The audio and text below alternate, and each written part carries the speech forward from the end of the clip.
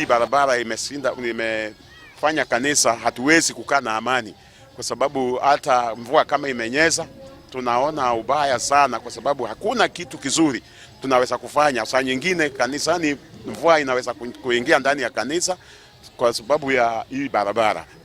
Ukiangalia aswa barabara kama hiyo, utapata kuna maji imekaa caused by storm water. Tutajaribu kujadiliana na hata the area MP na hata the county government, tuone ni vipi tunaweza kushirikiana ili kusije kukawa na mlipuko wa magonjwa tofauti ama hizi umbu ambazo zinaleta magonjwa tofauti.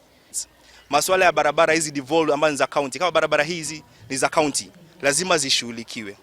Na mtaa wenyewe sasa hii umeanza kuwa na ukora kwa sababu njia zimebanwa sana, ujenzi umejengwa, watu hawafuatilii ile plani ya barabara.